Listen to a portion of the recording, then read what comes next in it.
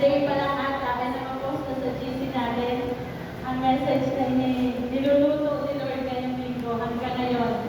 Praise God. Ito po ay inihanda ng Panginoon sa bawat isa sa atin. Arise and shine. Sabihin mo sa yung katabi. Arise and shine. Kung arise natin narinig ka na, lalo na pag-testimony si Pastor, Arise International, pangalan ng company. Pero sa umagang ito, praise God. Gusto ng Lord sabihin sa bawat isa, oo, ikaw nga kailangan mong mag-arise. Hindi ko sinasabi kailangan na magpapag-word sa arise international. Tignan natin na yung message ng Lord. Kung handa ng lahat, tayong lahat ay tumayo at atin pong basahin. Ating teksto na matatagpuan sa Isaiah chapter 60, 1-3. Wait lang po nga, kasi inaayos pa yung ating anak. Bago natin basahin, mag-testimony muna ako kay Lord kung bakit meron tayong sa akin ganito. Last Sunday po, sino po yung dito na Sunday? Sino yung nakaranas ng maraming pagkilos ni Lord? Sino yung mga binuhay, na-revive ni Lord, binigyan ng buhay, pinalakas, na-restore? Amen. Sino yung lumangoy sa presence ni Lord? Amen. At ayan,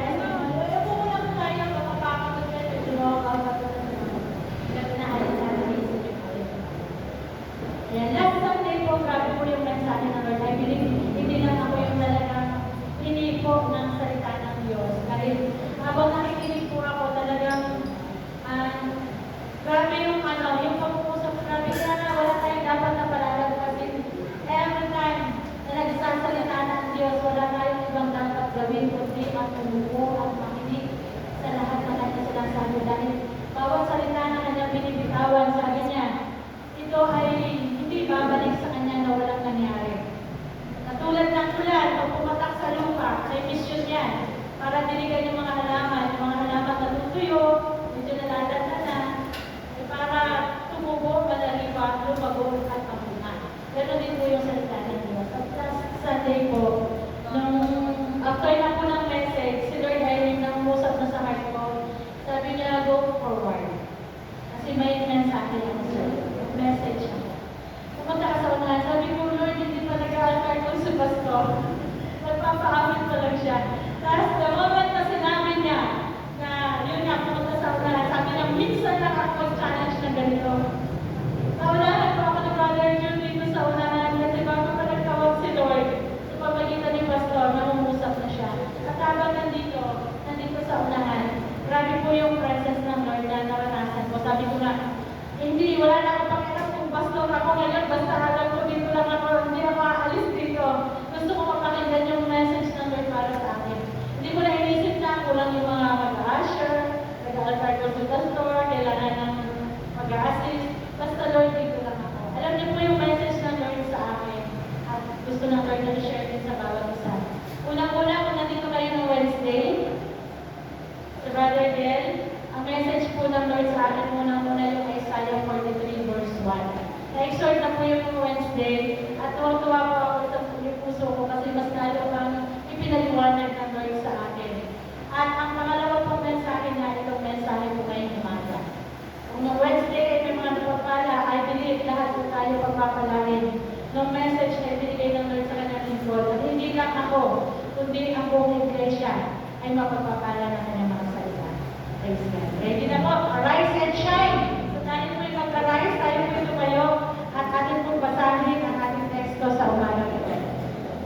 Kung meron kayo nalang mga Biblia o wala na kasulatan na naman salin po yan, ay makipagbukas kayo sa akin sa aklat ng Isaiah chapter 60, 1-3.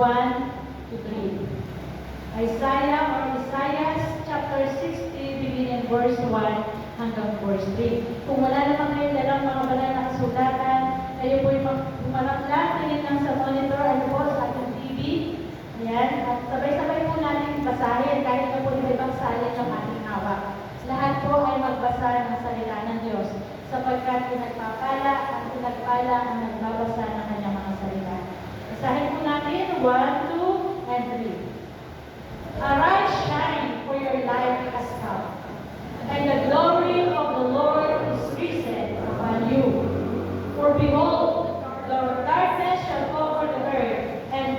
darkness the people, but the Lord will arise over you, and His glory will be seen upon you. Verse 3.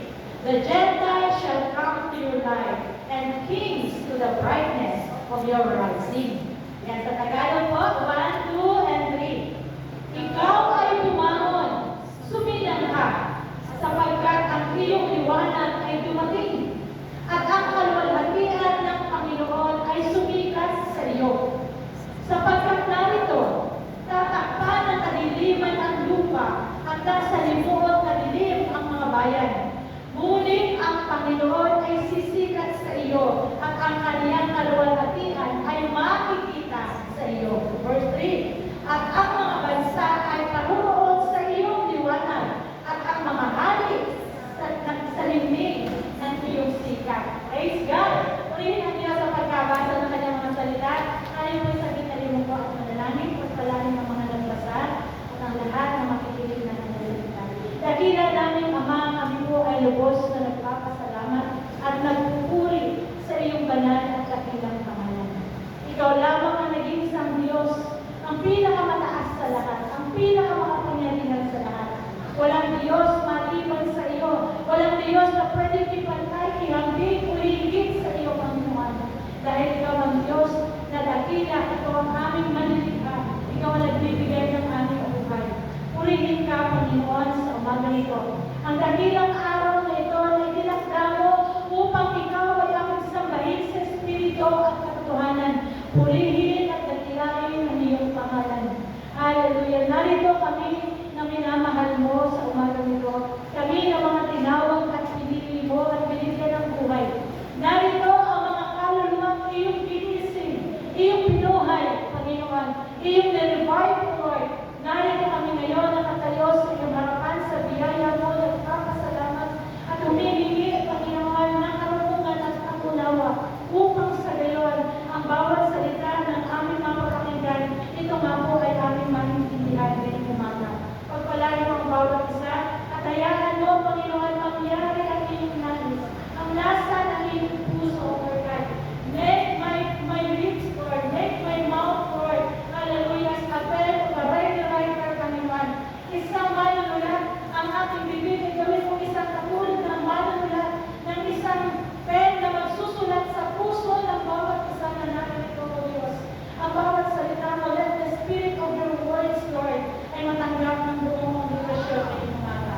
Be glorified, be exalted, and be worshipped in spirit and in truth sa pamamagitan ng mga salita nito na aming pagkakaroon. Ito po ang aming panalangin sa pangalan ng higit kay sa limang pangalan, sa pangalan ng Jesus ang lahat ay magsabi ng Amen! Praise God! Purihin ang Panginoon, sige po tayo po ay makakaupunan. Praise God! Yan, babasahin ko po ulit. Sabi po nito, arise, shine, for your light has come, and the glory of the Lord is risen upon you. Ito po yung sinasabi ng Lord sa atin last Sunday habang worship po siya dito sa unang-unahan. Sabi niya, for behold, the darkness shall cover the earth, and deep darkness the people. But the Lord will arise over you, and His glory will be seen upon you. The Gentiles shall come to your light, and kings to the brightness of your rising. Ayan. Ayan, madalas po sinasabi ko, na every time na mayroong pagtawag ang Diyos dito sa unahan, after ng message, right after the message, kapag ang Lord ay nag-challenge na pumunta sa unahan, yan po yung mga pagkakataon hindi talaga natin dapat nakalalampasin. Dahil ibang klase po ang Lord pag tumawag. Hindi pwedeng walang dahilan kapag siya ay tumawag. At kapag mayroong grabbing move si Lord, ano po dito sa church, be sensitive church. Dahil si Lord, hindi siya bibisita o hindi siya kikilos ng ganong klase pagkilos kung walang dahilan. Sino pinito yung laging gusto kong puspos?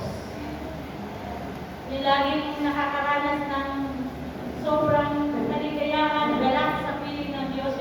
Yung umiiyakan na hindi dahil sobrang bigat na bigat ka sa problema mo pinagdadaanan, kundi umiiyak ka luha ng kagalakan at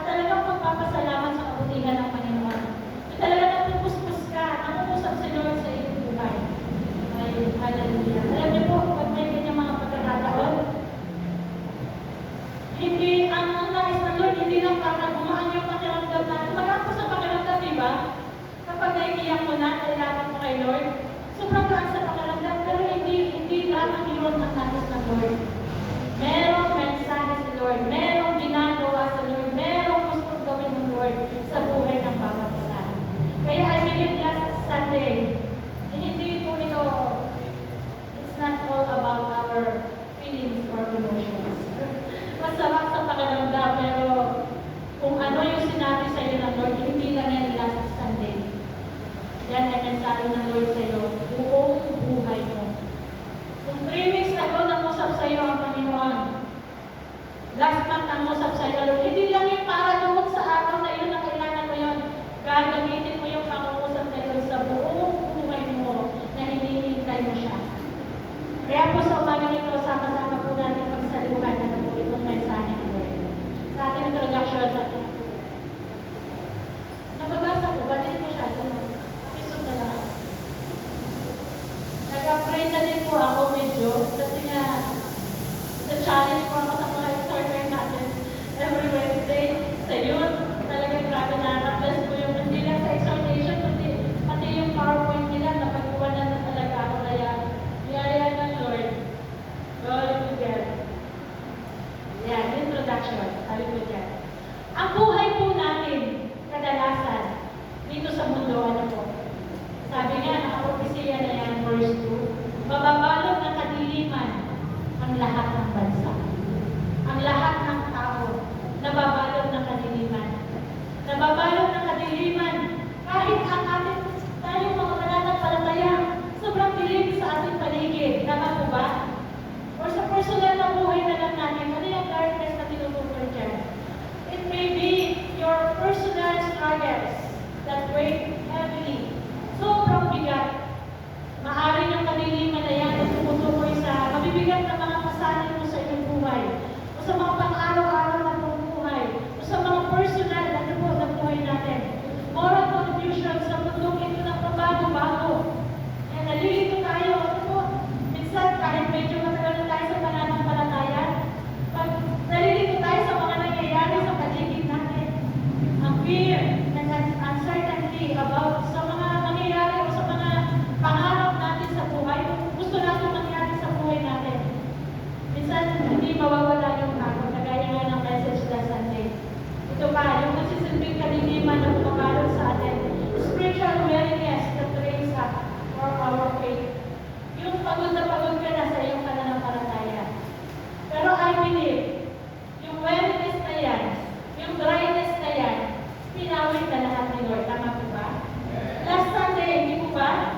Huwag niyo sabihin na after ng Sunday, na-dry na naman ulit. Kaya po na po itong message na Lord, ito po ay continuation after na mawala ang dryness sa ating spiritual na buhay.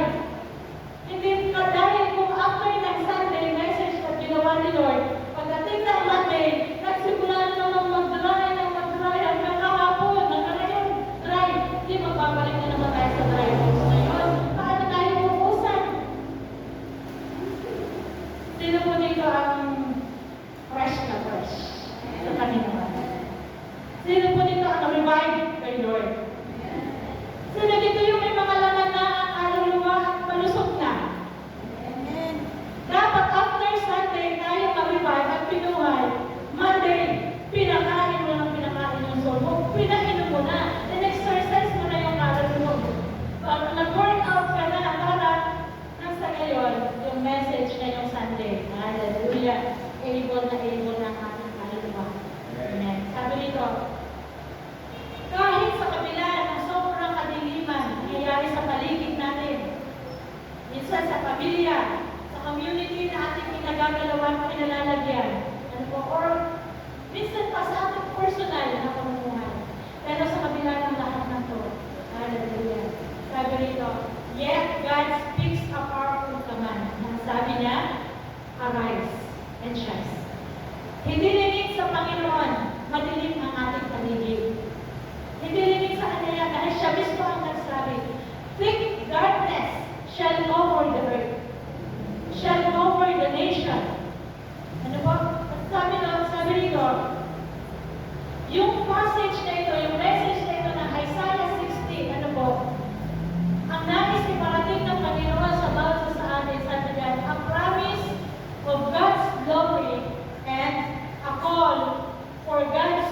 people to reflect His life. Amen? May promise o pangako ang Diyos na kalwalhatian, ipinangako niya, dumating na nga eh. Kaya sabi mo kanina, sabi mo sa katabi mo, you are the glory of God. Nasa iyo ang kalwalhatian ng Diyos. At bago pa niya sinabing mag-arise ka, ibinigay na niya muna yung kanyang kalwalhatian. Yan, next. Tuloy na po tayo. The call to rise. Ano pong ibig sabihin pag sinabing arise? Sabi mo sa katabi mo, arise. Ang panawagan na tumayo, tumindig, bumangon. Pag sinabing bumangon ka, hindi po yan literal. Naginigising ka na hindi ka bago. Abin, pangalan na, hindi yan literal yan. Pag sinabi ng Lord, arise, yan po ay spiritual. Na ibig niya sabihin, stand up in faith. Tumayo ka sa iyong pananampalataya. Pag narinig mo, sinabi ng Lord, kahit walang karugtong na verse, habang natutulog ka, o habang busy ka sa ginagawa mo, meron kang pangungusap ng Espiritu na nagsasabi sa iyo, arise! Hindi sinabi naman ko sa arise, tawag ko si Pastor, mag-confirm na daw ako sa arise. Pero kung may bibig si Lord, why not diba? Pero ibig sabihin ito, pag sinabing arise, gusto lang sabihin ng Lord, arise, pinagsiniglan. Ayun niya sabihin, tumayo ka! Maging matatag ka sa iyong pananampalataya. Panindigin mo ang pagiging born again mo. Panindigin mo ang pagiging Kristiyano mo. Kahit anong nangyayari sa iyong buhay, sa gitna ng kadiliman, sa gitna ng mundong madilim. Hallelujah! Arise! Sa gitna ng madilim na pangyayari sa iyong buhay, marami kang hindi naiintindihan, marami kang katanungan, maraming nangyayari sa buhay mo na hanggang ngayon, hindi mo naiintindihan ang nais sabihin ng Lord. Manindigan ka, manatili kang pananampalataya, manatili kang nagtitiwala sa aking mga pangako. Arise. Sabi ko sa'yo, katabi, arise. Pag sinabing arise, stand up in faith. Pangalawa, step up into God's purpose. Hallelujah! Grabe si Lord na po, isang salita lang, arise. Ibig sabihin, tumayo ka. Maging matibay ka. Stand firm. Be strong.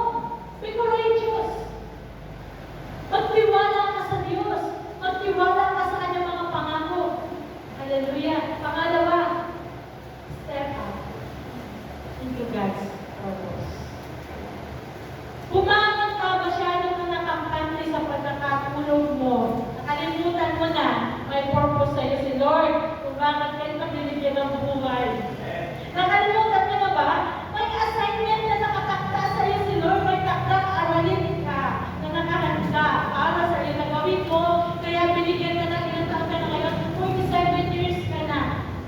Nasimulan mo na ba yung takdang aralin na binigay sa iyo ng Lord para gawin dito sa mundo ng mga tao, sa mundo ng madilim? Step up into God's purpose. Gumising ka. Tumayo ka bilang tunay na mananampalataya. Lakaran mo ang layunin ng Diyos sa pagdadaan. Lakaran mo ang pagkatawag sa iyo ng Panginoon. Imagine mo yung message na Sunday. Mga dry bones, naging armies. Dry bone, naging army. Bakit? Para mag-arise. Para tumayo, matatag, panindigan ang pananampalataya, sumunod sa Panginoon at lakaran. Gawin ang purpose ng Lord.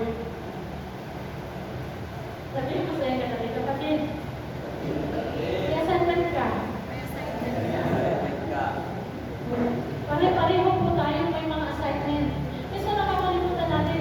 Pag-isip natin ang umaga, isip natin ano yung lulutuin, ano yung ipapakain sa pamilya. Pag-isip ng umaga, pagbulat ng mata, sige pa ma, ano kung ulam? Ang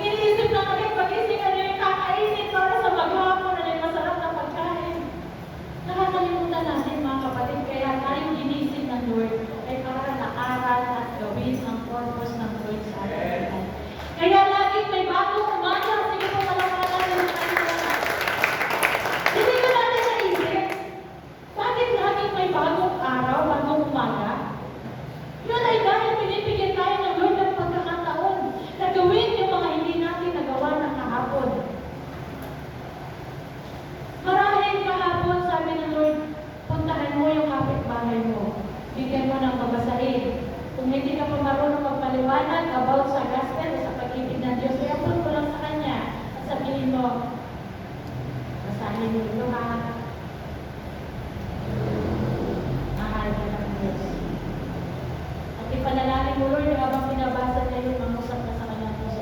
Kung hindi mo yan nagawa, kahapon talaga, gigisingin ka ng Lord, may bagong umaga. Bakit?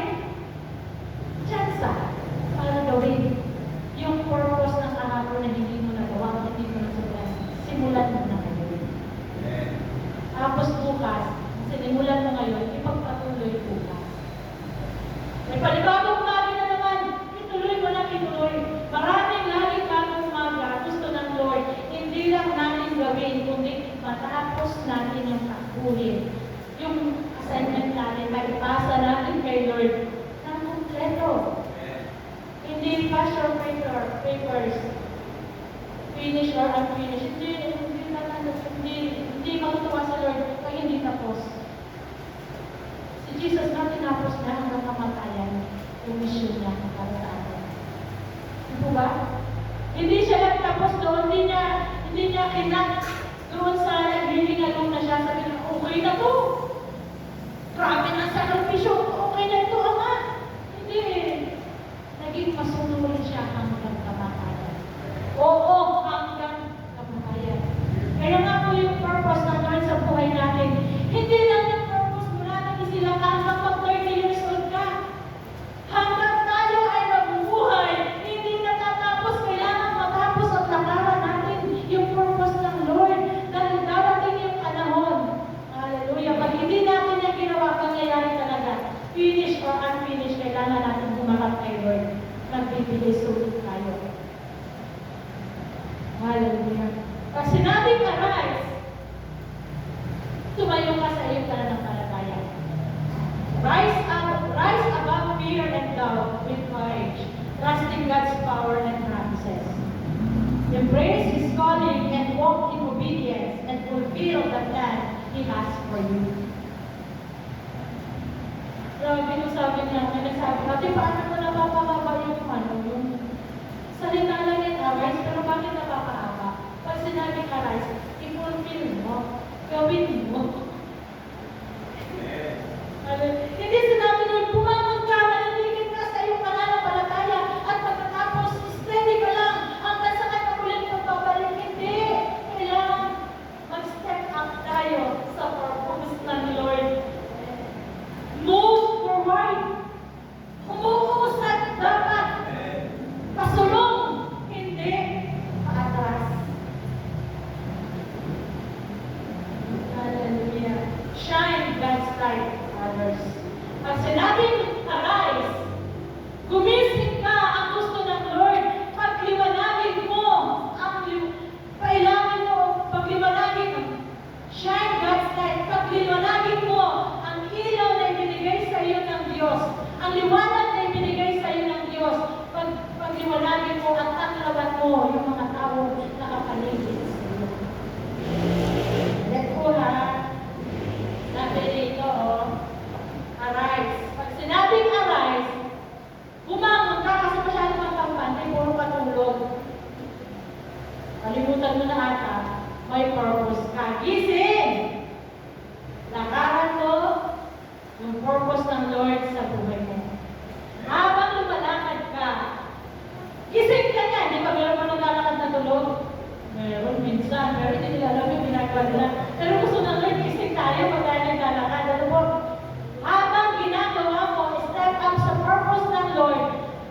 Ang isa pang nais ng Lord, kaya kanya ginigising at binigyan ng buhay at ng liwanag ay para magningning at magpakita ng mga tao habang naglalakad ka at sumusunod ka at ginagawa mo yung takdal aralin bilang tinawag, disipulo ng Panginoon. Ang gusto ng Lord, nakikita ka ng mga tao na nakapaligid sa iyo, nakikita nila, grabe ang buti ng Diyos sa buhay ng namin ko. Gusto ng Lord yung liwanag. Hallelujah. Shine God's light. Kaninong liwanag ang gusto ng Diyos na makita ng tao? Sa Kanya. Hindi yung liwanag ng pagkatao natin, kundi yung liwanag ng Diyos na ibinigay sa atin.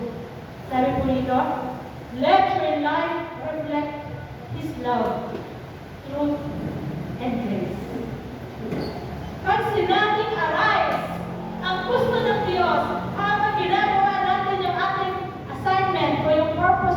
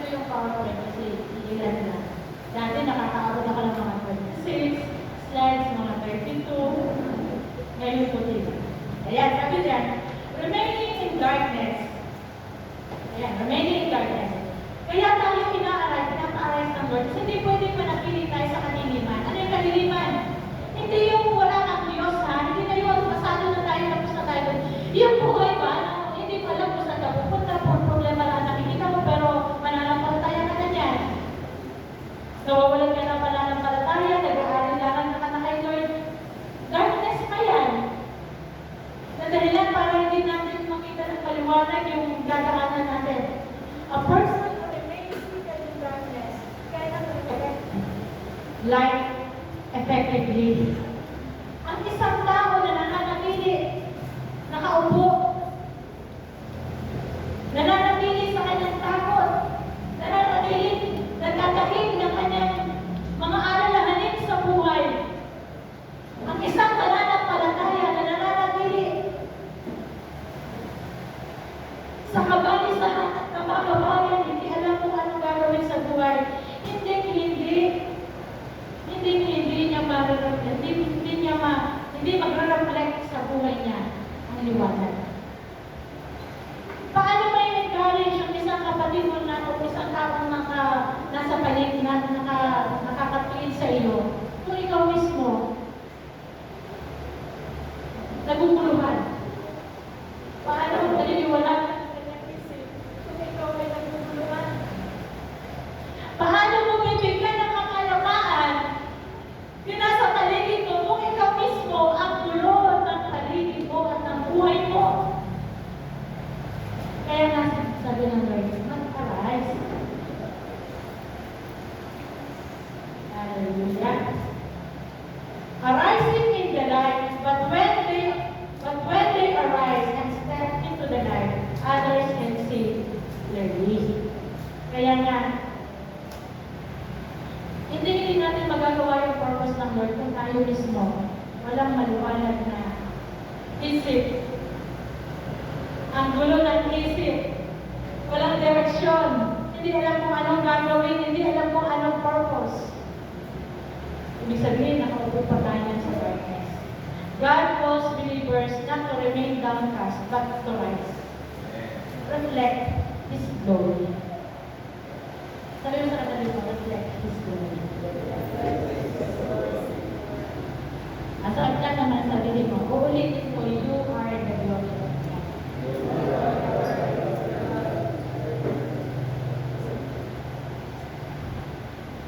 Tayo ang kaluwalhatian ng Diyos, kaya kailangan mag-reflect yan sa atin.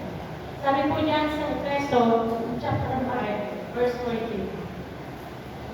Kaya nga, sinasabi, gumising ka, ikaw na natutulog.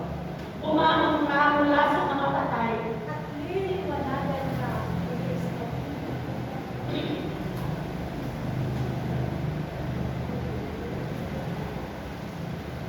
Sino yung mga natutulog spiritually? Yung nawawalan ng pananampalataya, nangihina sa pananampalataya, puro pagkaalinlangan. Nakalimutan na yung purpose sa kanyang buhay. Yung araw-araw na lang na routine ng buhay, kumain, matulog, magtrabaho, maghanap buhay. Nakalimutan na yung assignment. Alam po ba natin kung ano yung ating assignment? Yun na. Hindi talaga natin magagawa pag hindi natin alam. Alam po ba natin yung ating matakdang aralin? Amen. To reflect the glory of God sa mga taong nakapaligid sa atin. Ipakita natin sa kanila at ipadama ang pagmamahal ng Diyos. Yun ang assignment natin. I-share natin sa kanila ang katotohanan sa Jesus ang katotohanan. I-share natin sa kanila ang biyaya ng Diyos, but by the grace of God, through faith, tayo ay naligtas. Ang kaligtasan. Yan ang assignment natin na dapat natin gawin. Kaya ibinigay ng Lord yung kanyang kalwalhatian sa atin. Sabi nga dito, gumising ka! Ikaw na natutulog! Alam mo yung mga natutulog spiritually? Para sa Diyos, sabi niyan, bumangon ka mula sa mga patay. Patay na ang tingin ng Diyos sa mga tulog na Kristiyano na hindi ginagawa ang kanilang assignment. Sabi nga nung Sunday, ang healthy kung titignan mo, tikas-tikas, ang macho. Pero, yung kaluluwa naman, walang litid. Ano mo yung walang litid? Walang laman. Dry bones. Pero praise God kasi binuhay tayo ni Lord. Binigyan tayo ng Lord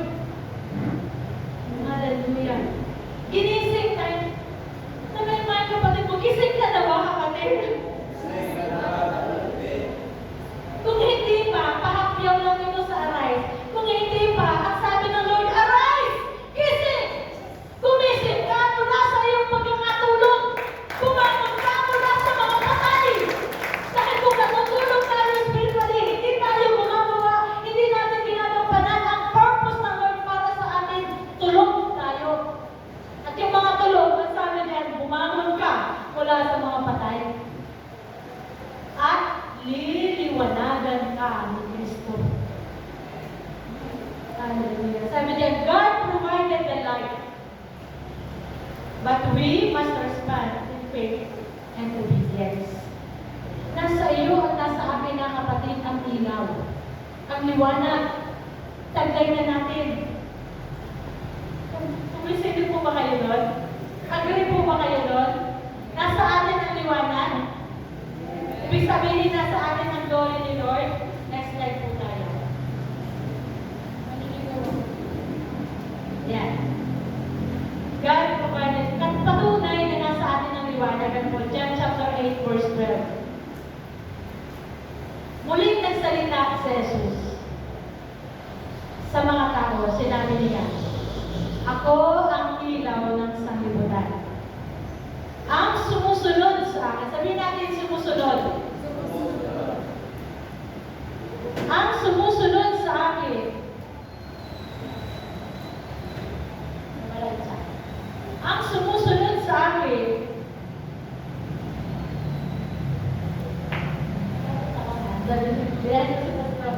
ang sumusunod sa akin ay magkakaroon ng ilaw sa kanyang buhay at di nalalakad sa kaliliman. God provided the light. Sinabi ni Jesus, ako ang ilaw ng sanglibutan. Kung tinanggap natin ang buong puso sa Jesus sa ating buhay bilang Panginoon at tagapagligtas, yung ilaw nasa atin na. Di ba, Kuya Alex? Tinanggap niyo na po si Jesus? Amen. So yung ilaw nasa inyo na. Nag-provide na si Lord ng ilaw. Tama po ba? Nung sinabi ni Jesus, ako ang ilaw ng sanglibutan, ang sumusunod sa akin ay hindi na, ay sabi niya, ay magkakaroon ng ilaw at hindi na lalakad sa kaliliman. Sino ang magkakaroon ng ilaw at hindi lalakad sa kaliliman? Hindi yung nakasteady lang. Hindi yung natutulog na Kristiyano. Hindi yung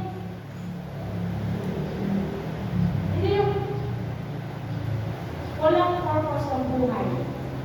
Hindi yung walang ginagawa. Kundi, ang magkakaroon ng ilaw ay yung sumusunod sa akin. Ibig sabihin, kung saan, sabi nga, ang nais maglingkod sa akin ay dapat naroon kung saan nandun ako. Ang sumusunod sa akin ay magkakaroon ng ilaw sa kanyang buhay at di nalalakad sa kaniliman. Pero kung hindi tayo sumusunod sa Panginoon, mananatili pa rin madilim ang ating buhay. Nalilito tayo, walang kapayapaan, hindi alam, ito ba kalooban ng Lord o ito. Ang dilim ng buhay mo kapag hindi mo alam ang pupuntahan. Ang dilim ng buhay ng isang tao kapag walang purpose yung buhay niya. Sabi nga, ni Rick Warren, the greatest tragedy in life is not death. Ang pinaka-dakila at pinaka-grabing trahedya sa buhay ng tao, hindi kamatayan. Kundi yung mabuhay ka, at hindi mo alam kung ano yung purpose kung bakit ka nabubuhay. Mas matindi pa yan kaysa sa kamatayan. Pero yung nabubuhay ka nga, hindi mo alam kung anong kailan, hindi mo nagbibigyan kalukuran yung nagbigay ng buhay sa iyo, at hindi trahedya sa buhay ng isang tao. Sabi ni Jesus, I am the light. Lahat ng sumusunod sa akin, magkakaroon ng buhay, magkakaroon ng ilaw. Kaya kahit saan ka magpunta, hindi ba mawala ang problema, pero mayroon kang ilaw. Kahit yung daan ako, may malaking bato na kaharang sa dadaanan mo, may bangin, may yungin doon sa unahan, makikita mo kasi may ilaw ka. Pero kung hindi tayo sumusunod kay Lord, lakad ka lang ng lakad, sige ka lang ng sige, makikita mo sa araw, umiiyak ka, dahil napaka-mahal na pala yung iyong napuntahan. Bakit? Dahil hindi mo nakikita ng paliwanag, hindi ka ka. Matthew chapter 5 verse 4. Kayo ang ilaw ng sanlibutan. Ngayong tinanggap na natin si Jesus. Sabi niya sa John 8:12, ako ang ilaw. Ngayong siya nasa atin na, ang sabi na niya, kayo ang ilaw ng sanlibutan. Ang isang lungsod na nakatayo sa ibabaw ng burol ay hindi maitatago. Alam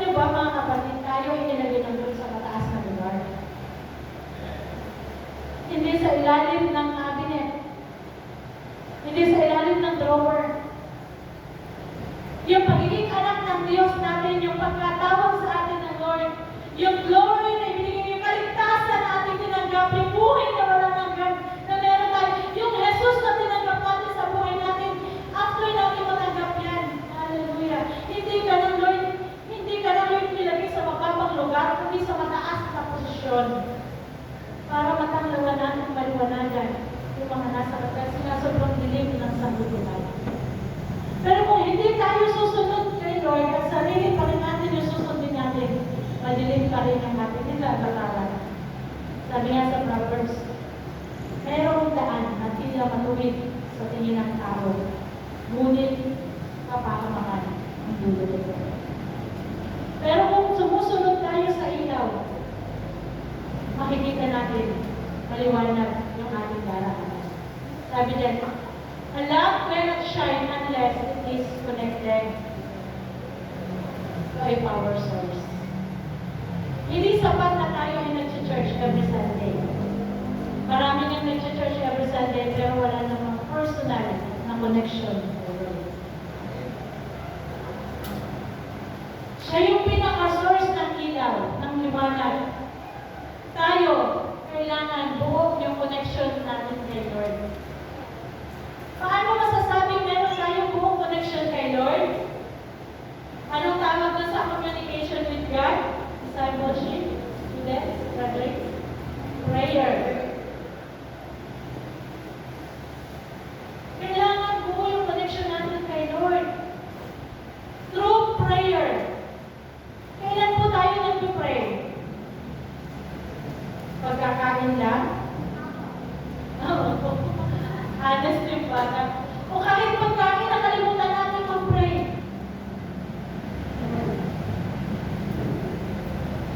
Maraming Kristiyano tamad mag-pray.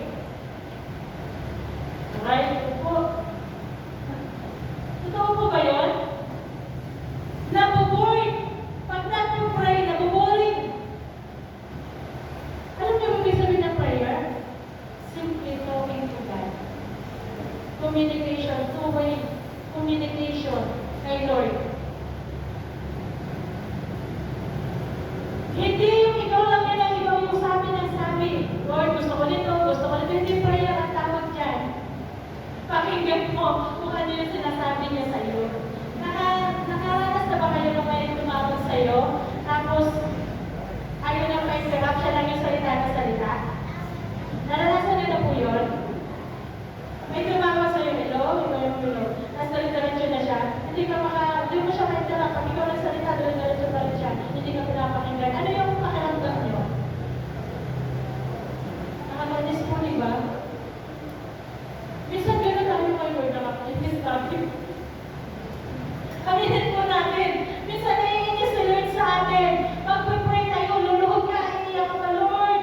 Ang dami kong problema. Puro ikaw ng ikaw. Lord, bigyan mo ako ng direction. Ano po ang gagawin ko? After mo mag-pray in Jesus' name, tapos na. Kasi Lord, pupuka pa lang yung bibig niya. Umalis na tayo. Sa paano paraan mo marinig ang tinig ng Diyos? Mag-spend ka na. Umupo ka lang. O ibang usap ka sa akin. Sa pamagitan ng kanyang mga salita. Ng salita ng Diyos. At ng banal na Espiritu ng Anglay po natin. Kung wala kang salita ng Diyos, malabo mong marinig ang tinig ng Diyos. Ang Holy Spirit ang ipapaalala niya sa iyo yung mga sinabi ni Jesus. Every time na babasa ng Biblia, paano tayo magkakaroon ng connection sa Diyos? At lalo higit paano tayo mag-reflect ang love ni Lord sa iba? Kung hindi buo yung connection natin sa Kanya. In the same way, believers cannot shine spiritually unless they remain connected to Christ. Lagi ko po yan sinasabi mga kapatid. Kahit na lagi tayo sa gawain, kung personal na buhay natin, personal, spiritual na buhay natin, wala tayong personal na relasyon kay Lord, hindi mababago ang buhay natin. Paano natin ma-share ang liwanag kung tayo mismo hindi makakaranas ng liwanag sa buhay natin? Paano tayo makakalakas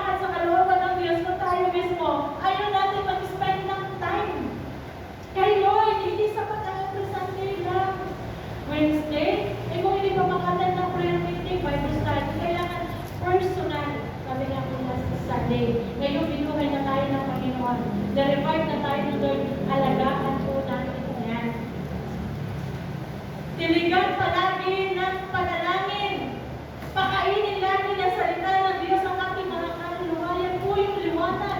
Yung madilim na isipan namin pag nagbasa ka ng salita ng Diyos, maliliwanagan niya. Diligan mo ng salita ng Diyos para tumuko at lumago sa iyong buhay. Nang sa gayon, pag lumabas ka sa bahay mo, kahit ang gulo sa labas, ikaw payapa yung puso mo, sasabihin nila, di ba talaga po born again? Yun yung time na nagre-reflect na ang glory ni Lord na nasa buhay natin. Satisfied na po ba tayo ng every Sunday message? Huwag po tayo satisfied dyan. Hindi pa rin sa isang linggo, isang beses walang kakain ng kanin. Hallelujah! Sabihin nga po natin, hallelujah! Hallelujah! Praise God! God is God. Ayan, ito si Pastor Marma, sa dyan na sabi po dyan, tignan po natin na, ito si Christ, tinanggap natin ang power ng liwanag na mula kay Lord, ang kaligtasan, ang biyaya ng kaligtasan, buhay. Yung liwanag na yan ay magniningning sa atin kung nananatili tayo nakakunik sa Kanya. Tayo ang unang dapat na mataklawan ng liwanag. Bago tayo maghangad na mag-reflect sa iba, magbigay liwanag sa iba, kailangan make sure na ikaw at ako ay maliwanag yung buhay, maliwanag yung isip, sigurado sa kaligtasan. Para mo i-share ang kaligtasan sa iba, kung ikaw mismo, hindi ka pa sigurado ligtas ka. Hindi po ba? Sigurado po ba tayo ligtas na tayo lahat? Yan po sa likod, sigurado may ligtas na kayo mga kapatid. Amen. Dahil kung hindi pa tayo sigurado, hindi tayo makakapag-shine. Hanggang arise lang tayo. Mahaba-habang proseso pa yan. Amen.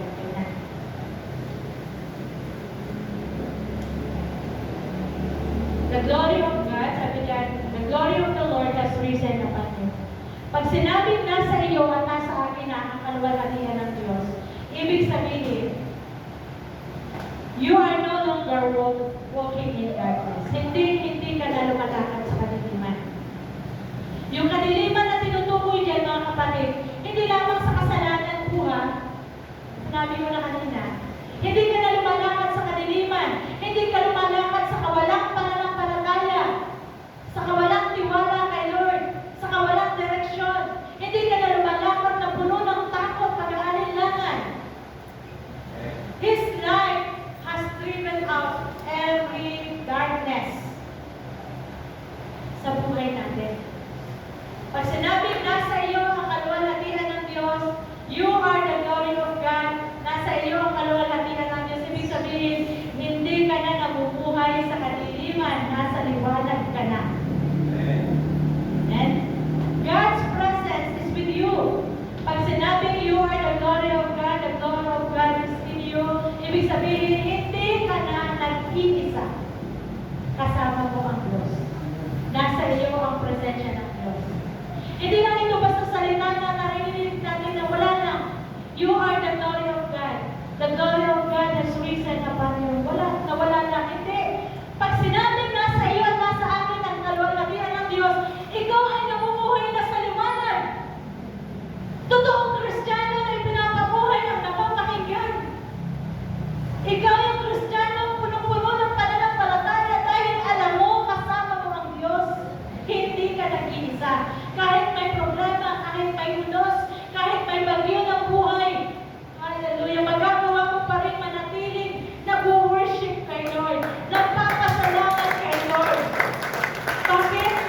Because the glory of God is in you. Nasa iyo ang presensya ng Diyos. Ano ba ang meron sa presensya ng Diyos? Ano ba ang Diyos? Siya ang lumikha ng lahat. Lahat ng nakikita natin, pati hindi natin nakikita. Siya ang pinagmumulan ng lahat ng bagay. Siya yung sobrang napakatalinong Diyos. Ano ba ang hihilingin na hanapin natin sa Kanya?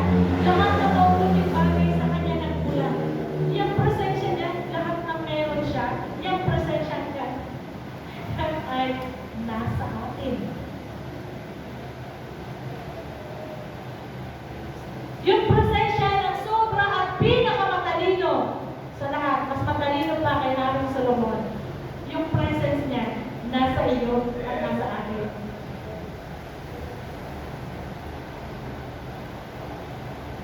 Yung presence ng pinakamagaling, the sovereign God, the supreme God, the supernatural God, yung presence niya, nasa iyo at nasa akin.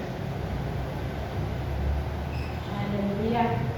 Kaya pag sinabi ko, sabihin mo sa katabi mo, you are the glory of God. Sinasabi mo sa kanya, kapatid, lumalakad ka sa liwanag ng Diyos. Nasa iyo ang presensya ng Diyos. Magaling ka, malakas ka, matalino ka, makapangyarihan ka. Nasa iyo ang presensya ng Diyos. His light is covering your life. His favor, protection, and peace surround you. Pag sinabing nasa iyo ang kaluwalhatian ng Diyos, napupuno ka ng kabutihan ng Diyos, ng pabor ng Diyos, ng biyaya ng Diyos, ng katapatan ng Diyos. Napapalibutan ka ng pabor ng Diyos, sabi nga sa aklat ng mga awit. Surround us, Lord. Surround them with the favor as with the shield. Nakita na kayo na shield? Panangga sa lahat ng mga palaso na nagawa ng kaaway, sa lahat ng mga hindi magagandang iniisip ng kaaway, yung pabor ng Diyos, yung biyaya ng Diyos, kahit anong gustuhin ng kaaway, ibagsak ka, yung biyaya ng Diyos na nagtatayo sa iyo. Kahit gusto ng Diyos paghirapin ka, gawin kang pobre, gawin kang mahirap na mahirap, poor na poor, yung pabor ng Diyos, yung biyaya ng Diyos na nag-aangat sa iyo. Hallelujah! Kahit gusto ng kaaway, pagpupukit ka sa isang tabi, pag-imot, maawa sa sarili. Kahit gustuhin niyo ng kaaway, hallelujah, yung katapatan ng Diyos, ang nagsasabi sa iyo, nasa iyo ang Diyos. Bakit pinapaliit mo ang sarili mo? Ang liit ng tingin mo sa Diyos mo. Hallelujah. Glory of the Lord is risen. Your life is a reflection of His love and goodness to the world. You are called to shine for His glory. Pag sinabi nga sa iyo ang kaluwalhatian ng Diyos, tinawag ka para magiging at ipakita ang kaluwalhatian ng Diyos. Ano ang kaluwalhatian ng Diyos? Yung presensya ng Diyos sa tingin sa tao. Totoo kay Diyos. Mararanasan mo ang presensya ng Diyos. Sabi niya, just as the sun rises and removes the darkness of night, the glory of God rises upon His people that brings hope, direction, and new life. Kung paano sa buhang liwayway, kapag sumisikat na ang araw. Di ba, magdamag, madilim, alas 12. Sobrang dilim niya, lalo na kung walang buwan. Sobrang dilim, magdamag. Pero pag buhang liwayway na, sisikat na ang araw. Pag sumikat na ang araw, itinataboy na yung mga dilim. Hanggang sa buong maghapon, wala ka na makita ng dilim. Di ba ka nalang talaga kung nasa ilalim ka ng lupa at walang, pero kahit na may sinag pa rin ang araw. Kung paano raw, sabi niya na, sumisikat ang araw para itaboy, alisin ang lahat ng dilim sa ating paligid. Gayon din ang glory ni Lord, binigay niya sa buhay ng bawat isa para itaboy, sumaksi lahat ng kaliliwan sa ating buhay. Lahat ng takot, lahat ng confusion, lahat ng pag-aalala, kabagabagan, kawalang pananampalataya. Lahat yan itinataboy ng kaluwalhatian ng Diyos na nasa sa atin. Kaya nga po, kailangan natin mag-nimdim. Sabi mo sa katabi mo, kailangan mo kapatid mag-nimdim.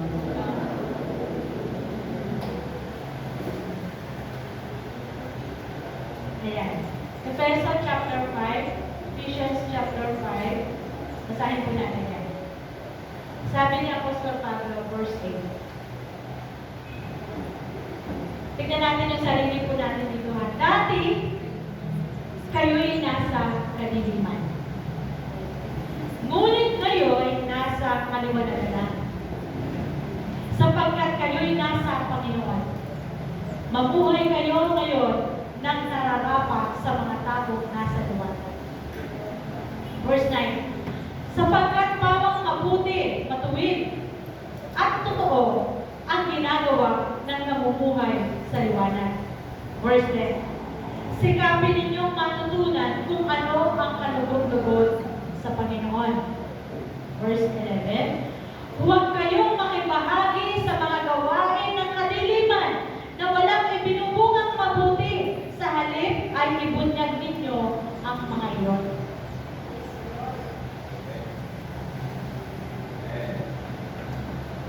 Nais ng Diyos, alalahanin natin mga kapatid ang ating buhay. Sabi niya, dati, kayo'y nasa kadiliman. Ang dilim ng buhay natin dati. Di nga natin kilala si Lord, di natin alam kung paano ang totoong pagsamba sa Diyos. Wala tayong pakialam kahit nasasaktan natin ang puso ng Diyos. Dati, ang mahalaga, nasusunod natin yung ating sariling kasiyahan. Kung saan tayo nag-enjoy, sige lang, kahit na nasasaktan ang puso ng Diyos, kahit nakakaagrabyado ng kapwa, wala tayong pakialam. Dati yon, ganoon ang ating buhay. Ngunit ngayon, sabi mo sa katabi mo, ngayon, kapatid, ngayon. Ngunit ngayon, nasa kaliwanagan na. Hallelujah! Sapagkat kayo'y nasa Panginoon, kung kiniklaim mo na ikaw ay nasa Panginoon, dapat i-claim mo din na sa kaliwanagan ka na. Mamuhay kayo ngayon nang nararapat sa mga taong nasa liwanag. Huwag na tayong mabuhay sa dati. Kundi, mamuhay tayo sa ngayon. Anong meron ngayon? Tayo ay nasa Panginoon. Tayo ay nasa kaliwanagan na. Ang tanong, paano naman mamuhay ng nasa liwanag? Next verse, 9. Sapagkat pawang mabuti, sabihin natin mabuti, matuwid, at totoo, ang ginagawa ng namumuhay sa liwanag. Ang lahat ng namumuhay sa liwanag ay gumagawa ng mabuti. Siyempre, pag mabuti ang ginagawa mo. Hallelujah. Nagtitigning si Kristo. Nasasabing tunay na ang Kristiyano ito. Totoong ibang klase pag nasa Panginoon. Pag matuwid ang iyong ginagawa, doon ka lang sa tama. Doon ka sa kalooban ng Lord. Hindi ka nag-compromise sa mali kahit pamagalit yung tao sa iyo. Pag mali, hindi mo ito tolerate. Yun yung matuwid. Sa katuwiran ng Diyos, lumalakad ka sa pananampalataya. Alam mo, ikay ginawang matuwid dahil sa biyaya ng Diyos at dahil sa ginawa ni Kristo sa krus ng Kalbaryo. At namumuhay sa katotohanan. Alam mo, pag tayo namumuhay sa katotohanan, hindi ka nahihiya na lumakad sa harapan ng mga tao. Tama mo ba? Pero pag namumuhay sa kabulaanan, kasinungalingan, hindi ka makatingin ng tuwid kahit sa kausap mo. Habang nagsasalita ka, ikot-ikot yung tingin. Pero tayo mga kapatid, dahil nasa liwanag na, dahil ang kaliwanag ng Diyos nasa atin ang presensya ng Panginoon. Kaya tayo namumuhay sa katotohanan. Hallelujah. Verse 10. Sikapin ninyong matutunan kung ano ang kalugod-lugod sa Panginoon.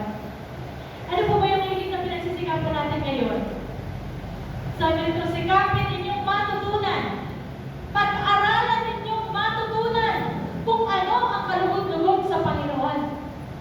Pag sinabing sikapin, make every effort na matutunan mo. Paano ko ba mapapasaya si Lord? Paano ko ba magagawa ng maayos yung assignment ko? Paano ba ako mag-share ng salita ng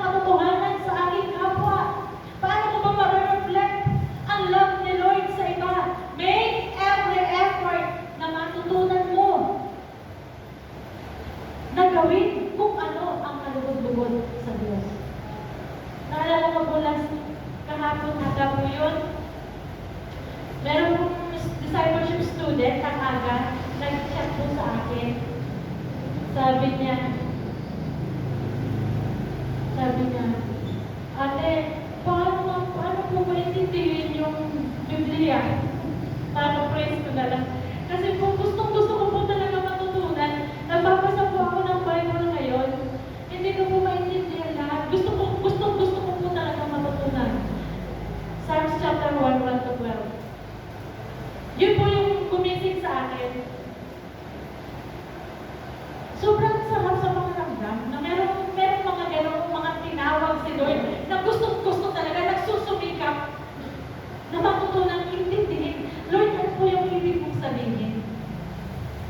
Naranasan niyo yung magsalita ka na hindi kayo naiintindi ng pinakausap mo? Naranasan niyo na yan? O naranasan niyo na rin yung nagsasalita ka na panay ka mo noon, hindi ko maintindihan. Hindi ba mas nakakatuwa yung panay ka no? Gusto niya kasi maintindihan. Marami yung apply niya, magawa niya. Kaysa sa sige. Oo, okay. Bago pa tinanong mo, ano nga yung sabi mo? Wala pala, hindi tinuro ko po sa kanya yung pattern ng personal devotion. Kung paano natin personal na mahalin ang tinig ng Diyos at pangungusap sa atin. Tinuturo po yan sa discipleship program. Sabi diyan, pagsikapan ninyong matutunan kung ano ang kalugod-lugod sa paningin ng Diyos. Kung minsan pinagsisikapan natin i-workout yung ating mga katawan para may muscles, para may figure, sila, kami. Gaano pa kaya yung ating kaluluwa?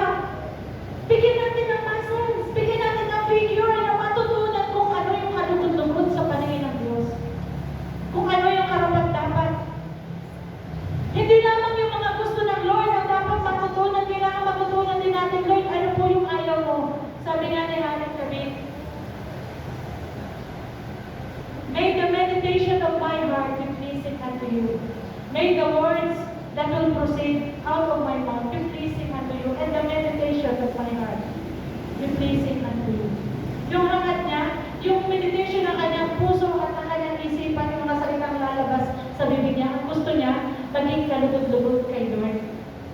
Sabi nito, sikapin ninyo matutunan kung ano ang kalugod-lugod sa Panginoon. Huwag kayong makibahagi sa mga gawain ng kadiliman. Bakit? Dahil nasa liwanag na tayo. Huwag kayong magkaroon ng bahagi. Sa halip, huwag kayong magkaroon ng bahagi sa mga gawain ng kadiliman na walang ibinubungang mabuti. Sa halip ay ibunyan ninyo ang mga iyon. Grabe yung trabaho ng liwanag, di ba? Hindi simple ang trabaho ng liwanag. Magagalit, marami nagagalit sa'yo. Kasi pag ang liwanag, ilagay mo sa dilim. Yung mga gumagawa ng dilim, tatakilan, magagalit din sa'yo. Lalo na pag pinagsabihan mo. Kaya hindi pwede sa liwanag ang easily offended. Yun ang pinag-aralan namin yun. Last day. Sa message ni Lord, yung mga tribals, mga may spiritual dryness, easily offended. Bakit? Paano mo, ang lumaliwanag mo naman, nakakasilaw ka. Eh kung palisin ka, papayag ka. Hindi ka din dapat wala silang magagawa. Ilagay ka ng Lord yan. Kapag nagsindi ka ng ilaw, ilagay mo sa mataas na lugar sa bahay mo. Wala magagawa ang dilim, kundi tumabig, kundi magtago. Once ilagay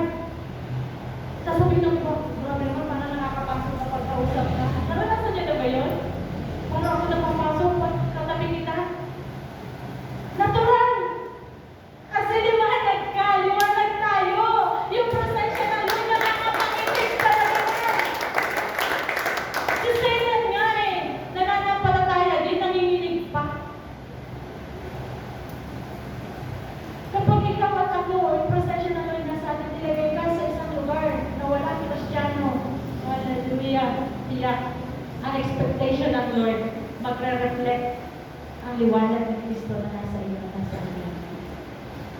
Hindi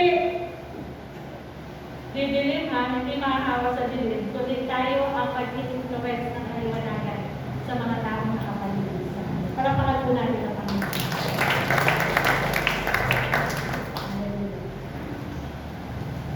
Lapit na po tayong matapos, last na po to.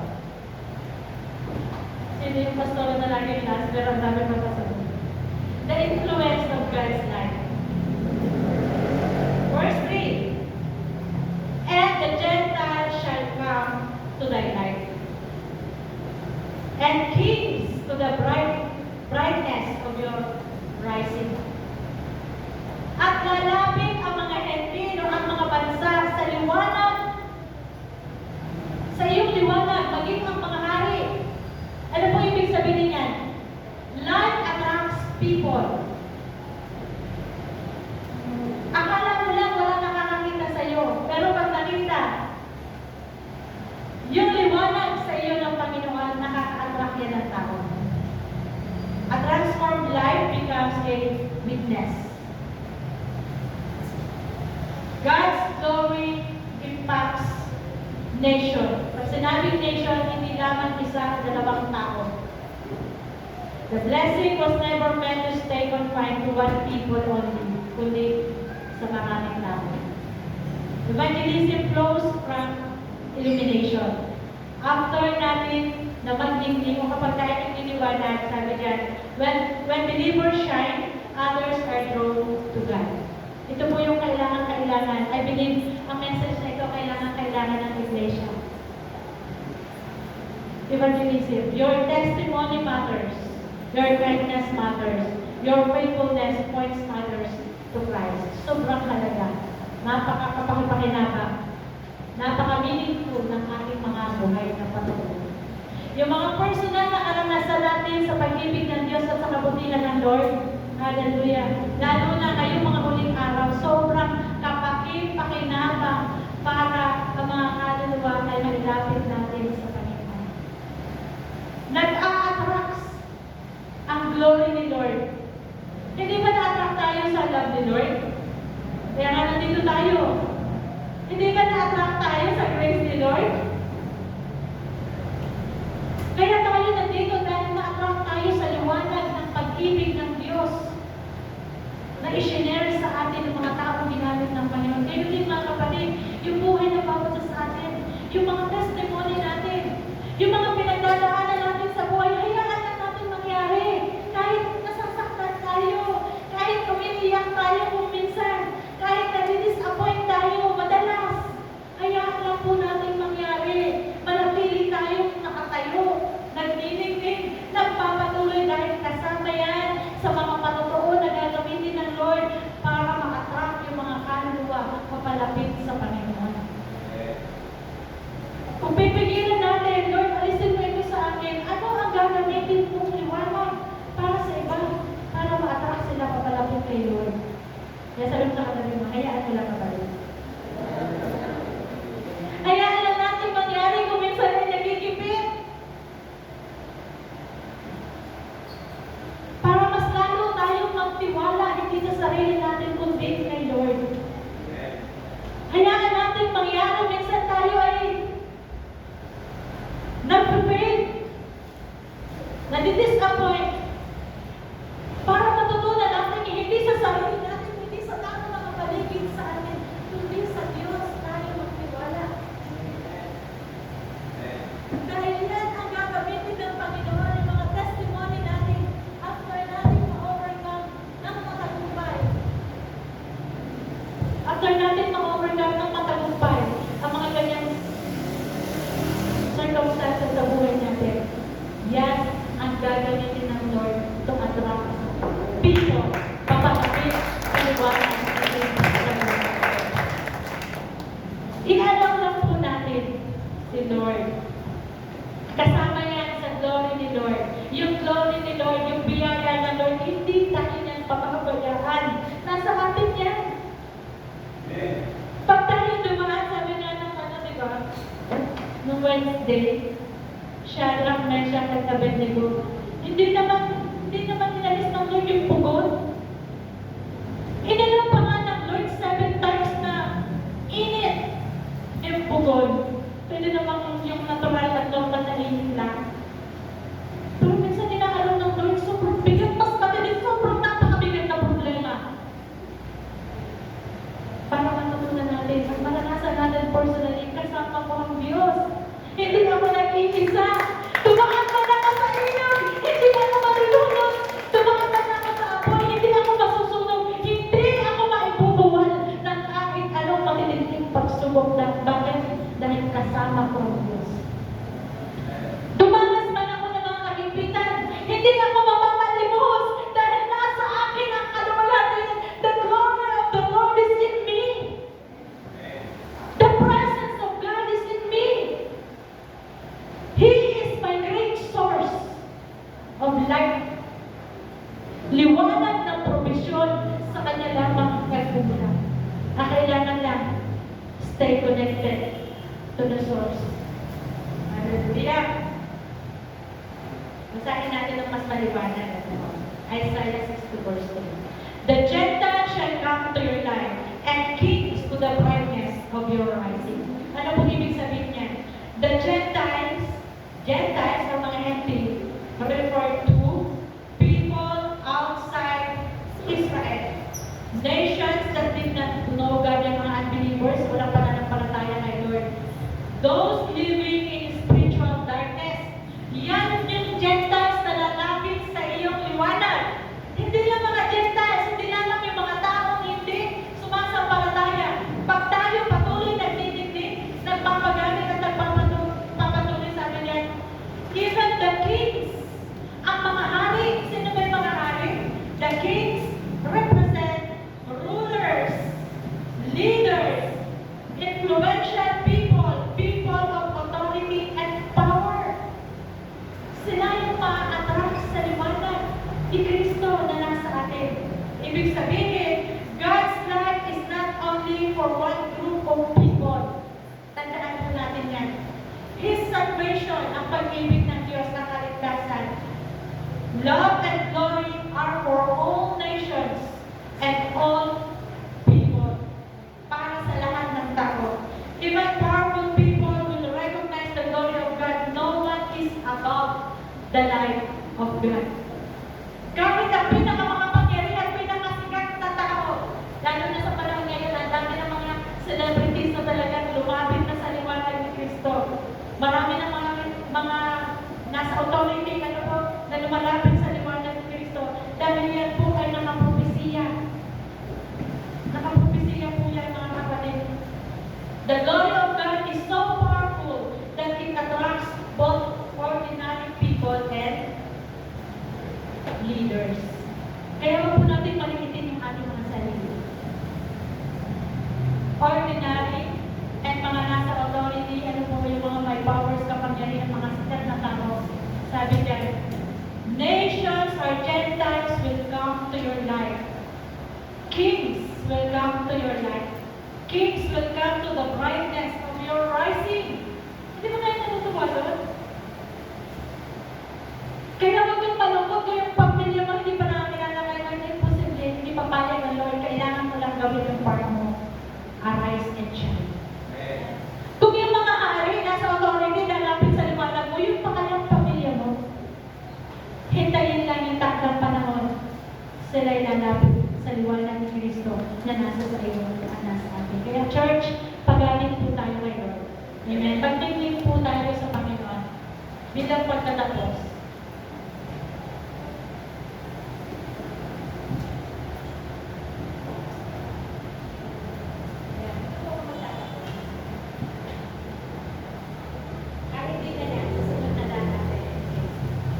Ikwento ko na.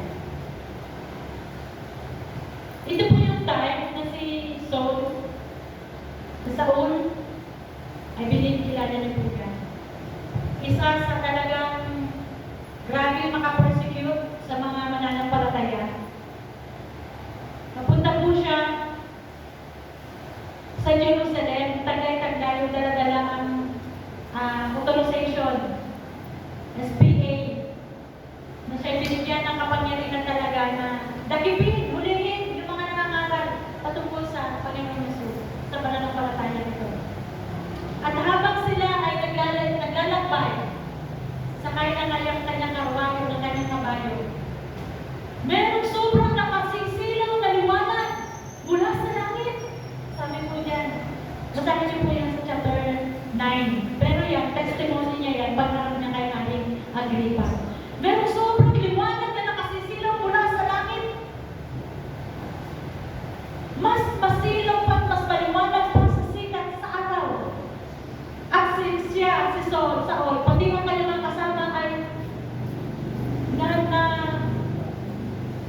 nanaglag sa lupa mula sa kanilang sinasakyan. At mula sa liwanag na yun ay may tinig na nagsasabi, Saul, Saul, bakit mo ako pinag-uusig? Ang sabi niya, sino po kayo, Panginoon? At sa papaanong paraan kita pinag-uusig? Ang sabi ni Jesus, ako sa Jesus, ang iyong pinag-uusig.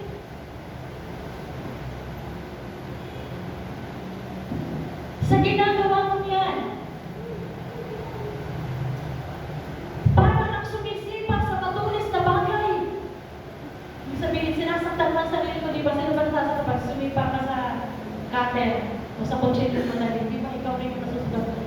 Para kang sumisipa sa matulis na bagay. Sinasaktan mo ang iyong sarili. Next, sabi po dyan. Verse 18. Ngayon, itinatalagang kita, sabi niya, upang buksan ang kanilang mga mata at ilihis sila sa kaliliman tungo sa liwanag at sa kapangyarihan ni Satanas tungo sa Diyos, upang sila'y tumanggap ng kapatawaran ng mga kasalanan at bahagi sa mga pinabanal sa pamamagitan ng pananalig sa akin. Ito po yung misyon ni Pablo. Pero bago po siya tinawag, yung personal encounter niya sa Diyos, literal na sobrang liwanag. May sobrang linas ng liwanag mula sa langit. Yung silaw ng liwanag mas matindi pa sa sikat ng araw. Church, yung liwanag na yun ng magkaroon ng personal encounter. Hallelujah, si Saul, nabago ang kanyang buhay. Yung pakay niya na dakipin, ulihin, usigin ang mga sumasampalataya, itinuloy niya po yung kanyang pagpunta doon, pero nabago talaga. Nabago yung buhay niya. Hindi na para usigin, kundi para tulungan sila na mas lalong mangarap, ipangaral, higatan na magandang balita patungkol sa Panginoon Jesucristo. Ano pong ibig ko sabihin dito? Sabi dito, ang liwanag ng kaluwalhatian ng Diyos na nasa sa iyo at nasa sa akin. Ito ang may kapangyarihan magbago sa buhay ng tao. Kaya church, kailangan po talaga natin magliwanag. Kailangan natin mag-shine. Hindi na ngayon yung panahon para tumahimik tayo. Siguro from mga 1980, 88. Yan, kunti pa ng Kristiyano nun. Pero habang tumatagal, sila nagsashine na, ikaw, kailan ka magsashine? Sabi ko sa kanila, ikaw, kailan ka? Si Josh Karen mag-isa, nagsashine. Naghahanap siya ng maliliwanagan. Ito, madilim to, pupunta ako dito. Diliwanagan ko siya. Babalaginan niya. Nakaligtasan ng pag-ibig ng Diyos. Maghanap ka ng madilim na lugar para ikaw ay magdilim. Hindi niyo ibig sabihin. Maghanap ka ng mga taong walang pananampalataya sa Diyos. Share mo, ibahagi mo ang salita ng Diyos at nang sa gayon, magliwanag at mabago ang kanilang buhay. Saan ba pumupunta ang liwanag? Saan siya dinadala? Sa dilim. Sa halip na magtampo at i-question si Lord, bakit nandito ako, Panginoon? Ako lang ang Kristiyan.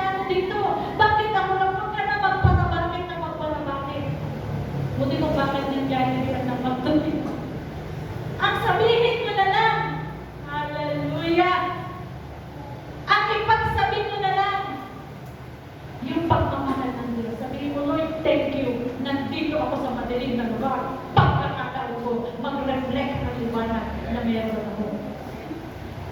Thank you, Lord, dahil nandito ako sa mga taong walang pananampalataya.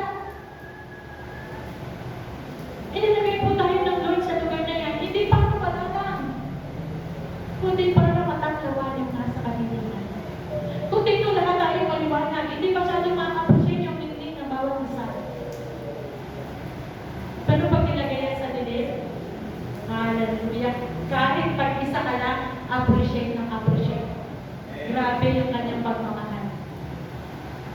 Grabe yung kanyang kapayapaan kahit sobrang gulo na ng paligid.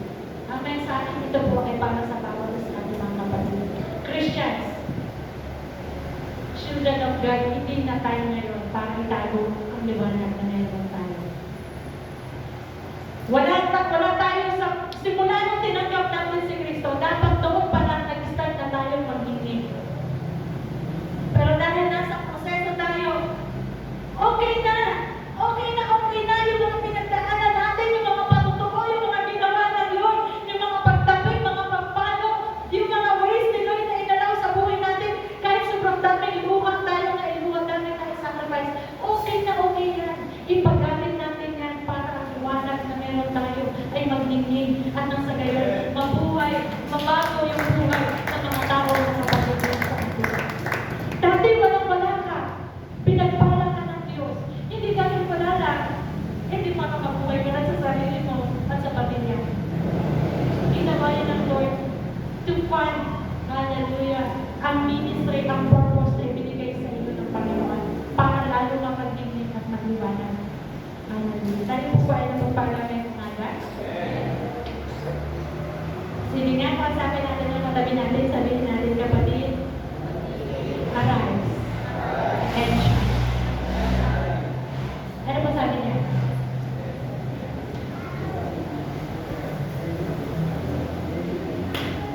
Arise and shine!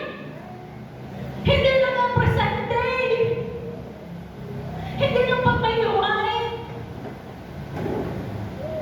Simulan na natin, paglabas natin dito, dyan makikita kung totoo tayo ay may liwanag dahil ang sumusunod kay Kristo, hindi na lalakad sa kalikutan. Arise and shine. Kung natin kailangan mabaliwala yung glory ng Lord, yung presence ng Lord, yung biyaya ng Lord na meron tayo. Tayo ay vessels ng treasure na ito. Kailangan natin ibahagi sa iba. Amen. Praise God. Palapakan po natin ang Panginoon. Glory to God. Ulitin ko po yung liwanag ni Kristo na nasa sa iyo, yung lahat ng bagay na naranasan mo, yung biyaya ng Diyos, yung kaligtasan ng Panginoon na meron ka at meron ako.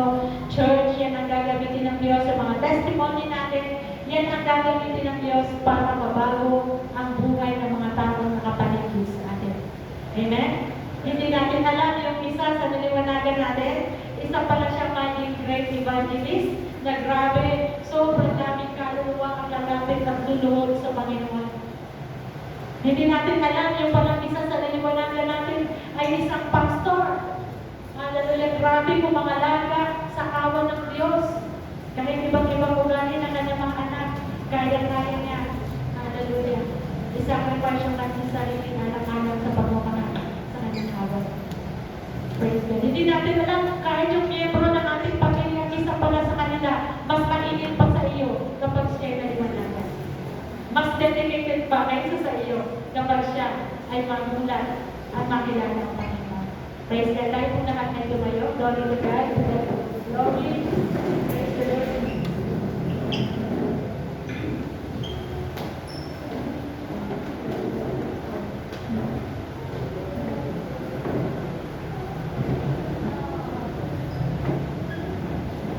Church, hindi po seasonal ang pagliwanag ng ilaw na binigay sa atin ng Lord. In season or out of season, kailangan po tayo ay mag-shine, mag-arise, and mag-shine. Hallelujah. Ipamalita natin sa mundo. Ipamalita natin sa mga tao, lalo higit sa mga tao nasa kadiliman pa, na totoo, hallelujah, totoong may pag-asa. liwanag, may direksyon na matatagpuan sa ating Panginoon. Merong totoong pagmamahal. Merong totoong kagalakan. Merong totoong kapayapaan. Merong totoong kapahingahan sa piling ng ating Panginoon. Merong totoong kaligtasan at kaligayahan sa presensya ng ating Panginoon. Awitan po natin ang Panginoon habang inaawit natin ang awitan na ito. Let us declare Jesus. Let us speak the name of Jesus. The name above every other name. Jesus. Jesus, our Savior. Our Redeemer. Sampitin natin ang kanyang pangalan, ang kanyang kaligtasan. Hallelujah sa mga taong nakapaligid sa atin. Thank you, Jesus. Let us worship the Lord, Church. Kung narinig mo na maliwanag ang pangungusap ng Diyos sa inyo ngayong umaga,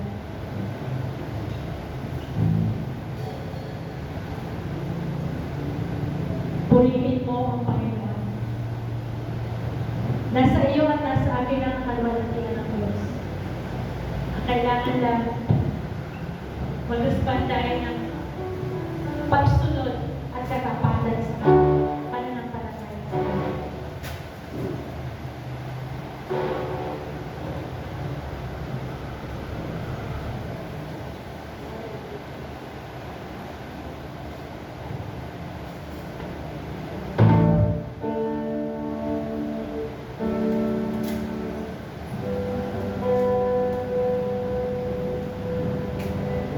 Church, let us meditate the message of God. Malimang tayo lahat. Let us bow our head.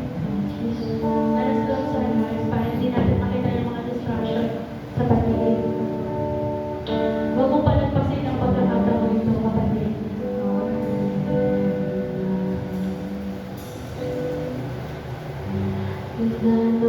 Inuutusan tayo ng Panginoon.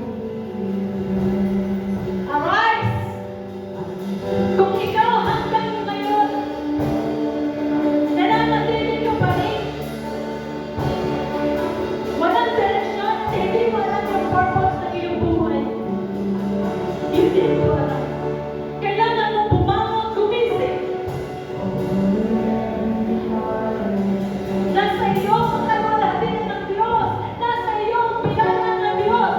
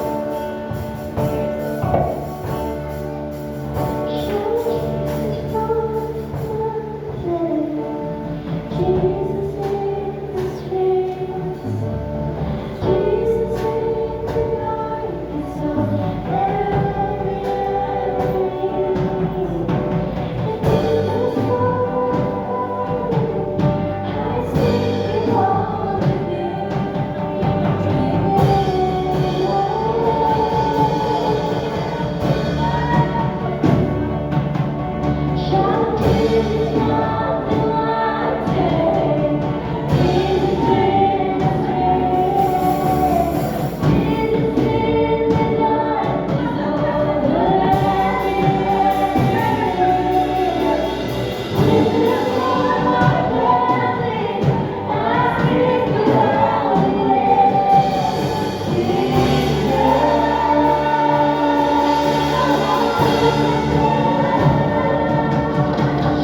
you.